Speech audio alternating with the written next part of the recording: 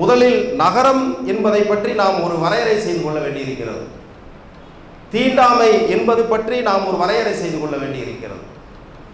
அப்படியானால் நாம் நகரம் என்று எப்படி எடுத்துக்கொள்வது? நகரத்தில் தீண்டாமை இருக்கிறது என்று சொன்னால் தீண்டாமையை நாம் எப்படி எடுத்துக்கொள்வது என்பது மிக முக்கியமானது. பிள்ளை, நகரம் எல்லா காலங்களிலும் ஒரே மாதிரியாக வரலாற்றில் அப்படி இருந்து விடவில்லை. நகரத்தை பொறுத்த மட்டிலும் வரலாற்று ரீதியாக பார்ப்போமானால் காலனிய காலத்தில் பிரிட்டிஷ்காரர்களிடம் இந்தியா அடிமைப்பட்டிருந்த பொழுது அவர்கள் உருவாக்கிய நகரம் காலனிய காலத்து நகரம்.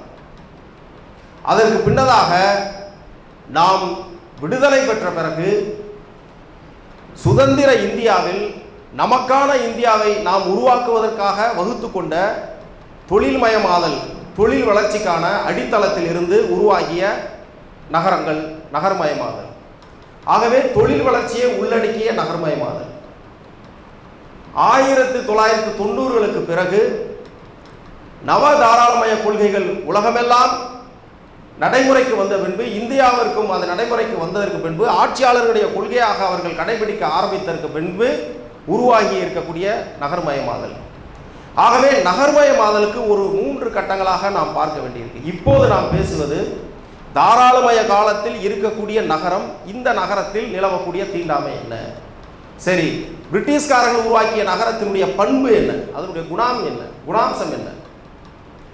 பிரிட்டிஷ்காரர்களை உருவாக்கியக்கூடிய நகரத்தினுடைய அவர்களுடைய நோக்கமே, அரசியல் நோக்கமே அவர்களுக்கான அதிகார மையங்களாக, அதை அடிப்படையாக வைத்து நகரங்களை உருவாக்கினார்கள். ஓரிடத்திலிருந்து இந்தியா முழுவதும் ஆட்சி செல்வதற்கு நிர்வாகத்தை அங்கே இருந்து மையப்படுத்தப்பட்ட ஒரு இடத்திலிருந்து நிர்வாகம் செலுத்துவது, அதிகாரம் செலுத்துவது. எனவே அதிகாரத்தை மையப்படுத்துவதற்காகத்தான் அவர்கள் நகரங்களை உருவாக்கினார்கள். அந்த நகரங்களில் கூட அந்த நகரத்தினுடைய அமைப்பும் வடிவமும் அது ஒரு பாகுபாடு தன்மை கொண்டதாக இருந்தது என்று வரலாற்று ஆசிரியர்கள் சொல்கிறார்கள். எப்படி?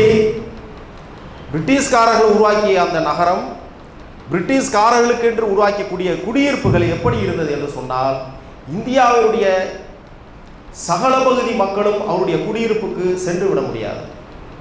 அந்த குடியிருப்புகள் கௌரவத்தினுடைய அடையாளமாக மட்டுமல்ல, அதிகாரத்தினுடைய அடையாளமாக இருந்தது. அந்த குடியிருப்புகளை சுற்றி வேலி அமைத்துக் கொண்டார்கள், சுற்றுச்சுவர்களை அமைத்துக் கொண்டார்கள், சிப்பாய்களை பாதுகாவலுக்கு வைத்துக் கொண்டார்கள். அந்நியர்கள், இந்தியர்களாக இருக்கக்கூடிய எந்த ஒரு குடிமகனும் பிரிட்டிஷ்காரர்களுடைய குடியிருப்புக்குள் நுழைந்து விட முடியாது. அங்கே ஒரு தடை விதிக்கப்பட்டிருந்தது. இது மறைமுகமான ஒரு தீண்டாமை தான். அதற்கு பின்னதாக தொழில் முயற்சி காலத்தில் உருவாகியக்கூடிய நகர்மயமாதல், இவையெல்லாம் தொழில் வளர்ச்சியின் காரணமாக கிராமப்புறங்களிலிருந்து வேலை வாய்ப்பிற்காக பல்வேறு காரணங்களுக்காக நகரங்களை நோக்கி குடிபெயர்ந்த மக்களால் உருவாகக்கூடிய நகரம். இப்போது நாம் வாழ்ந்து கொண்டிருக்கக்கூடிய இந்த நகர்மயமாதல் என்பது மிக முக்கியமானது. இந்த நகர்மயமாதல் என்பது தொழில் வளர்ச்சி, தொழில்மயமாதல் இல்லை. இந்த நகரங்களில் தொழில்மயமாதல் இல்லை, ஆனால் நகர்மயமாதல் இருக்கிறது. இதுதான் இதற்கு முந்தைய இருக்கக்கூடிய நகர்மயமாதலுக்கும் இப்போது இருக்கக்கூடிய நகர்மயமாதலுக்கும் இருக்கக்கூடிய அடிப்படையான வேறுபாடு. அது எப்படி? தொழில்மயமாதலே இல்லாமல் எப்படி ஒரு நகர்மயமாதல் உருவாகி இருக்கிறது என்பதான். நீங்க மதுரையை கூட எடுத்துக்கிட்டீங்கன்னா 90களுக்கு முன்னாலே இருந்த மதுரையினுடைய நகர்ப்புற வளர்ச்சியை தொழில் வளர்ச்சியோடு இணைந்த நகர்ப்புற வளர்ச்சியாக நாம் எடுத்துக்கொள்ள முடியாது. அது சில அடிப்படையான தேவைகளுக்காக சில கட்டமைப்புகளை உருவாக்கி இருந்த நகரம்.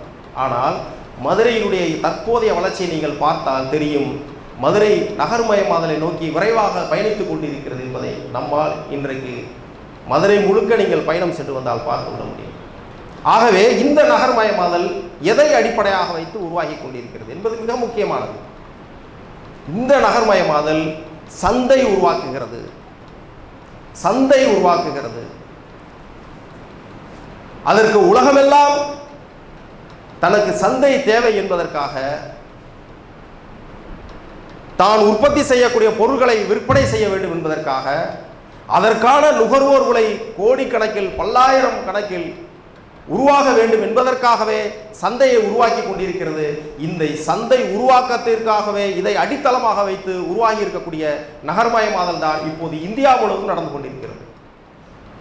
Smart city mission, smart city பொலிவுறு நகரங்கள் திட்டம் அப்படின்னு சொன்னாங்க. இன்றைக்கு மதுரையிலும் அந்த திட்டம் என்பது அமுல்படுத்தப்பட்டிருக்கிறது. எனவே இந்த பின்னணியில் நாம் நகரத்தை புரிந்து கொள்வோம். சரி, தீண்டாமை என்பதை நாம் எப்படி புரிந்து கொள்வது? தீண்டாமை வழக்கமாக நாம் புரிந்து வைத்திருப்பது கிராமப்புறங்களில் இருக்கக்கூடிய தீண்டாமை நமக்கு பளிச்சுன்னு தெரியும். உயர் சாதி தெருக்களில் பட்டியல் பழங்குடி மக்கள் எளிதாக நடந்துவிட முடியாது, பொது குளத்தில் குளிக்க முடியாது, தண்ணீர் பிடிக்க முடியாது, கோயிலுக்கு நுழைய முடியாது, ஒருவேளை நடந்து போக அனுமதி இருந்தாலும் காலில் செருப்பு போட்டு அணிந்து போக முடியாது, நடப்பதற்கு அனுமதி இருந்தாலும் சைக்கிள் ஓட்டி கொண்டு செல்ல முடியாது, இருசக்கர வாகனத்தில் செல்ல முடியாது. இதெல்லாம் நமக்கு தெரிஞ்ச இருக்கக்கூடிய இன்னும் இது போன்ற நூற்றுக்கணக்கான தீண்டாமை வடிவங்கள். அதுபோல நகரங்களில் இருக்கிறதா என்றால் நிச்சயமாக இல்லை. ஆனால் நகரங்களிலும் தீண்டாமை இருக்கிறதா? ஆம், இருக்கிறது.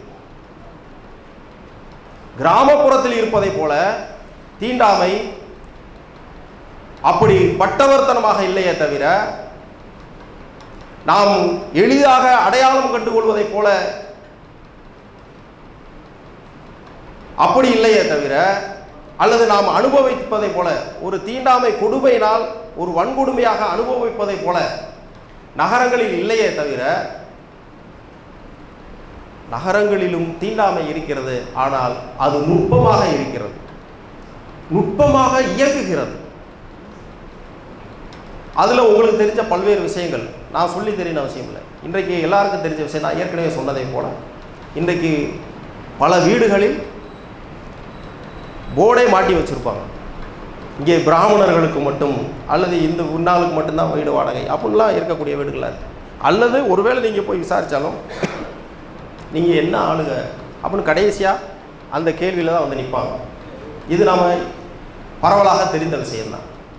வீடு வாடகை கொடுக்கறது மட்டும் இல்லை, ஒரு பட்டியல் பழங்குடி சமூகத்தை சேர்ந்தவர்கள் வீடு சொந்தமாக இருந்தால், அவர்கள் வீட்டு உரிமையாளராக இருந்தாலும் கூட, ஒருவேளை வேறு ஒரு சாதி இந்து